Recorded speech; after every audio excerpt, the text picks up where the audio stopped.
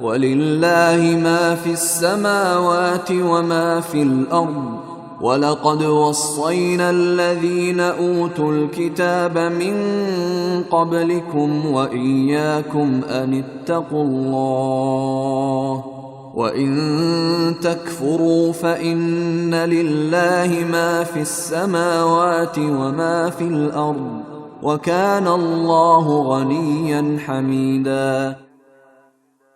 اور آسمانوں اور زمین میں جو کچھ ہے اللہ ہی کا ہے۔ ہم نے تم سے پہلے اہل کتاب کو بھی اور تمہیں بھی یہی تاکید کی ہے کہ اللہ سے ڈرو، اور اگر تم کفر اپناؤ گے تو اللہ کا کیا نقصان ہے، کیونکہ آسمانوں اور زمین میں جو کچھ ہے اللہ ہی کا ہے، اور اللہ ہر ایک سے بے نیاز اور بذات خود لائق تعریف ہے۔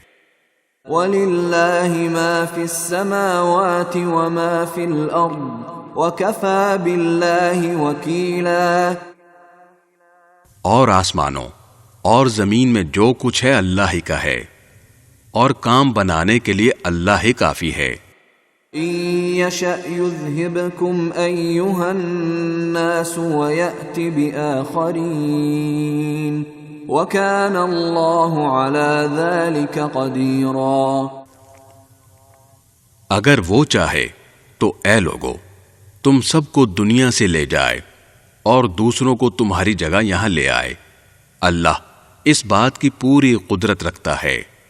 من كان يريد ثواب الدنيا فعند الله ثواب الدنيا والآخرة وَكَانَ اللَّهُ سَمِيعًا بَصِيرًا۔ جو شخص صرف دنیا کا ثواب چاہتا ہو اسے یاد رکھنا چاہیے کہ اللہ کے پاس دنیا اور آخرت دونوں کا ثواب موجود ہے۔ اللہ ایسا ہے کہ ہر بات کو سنتا اور ہر چیز کو جانتا ہے۔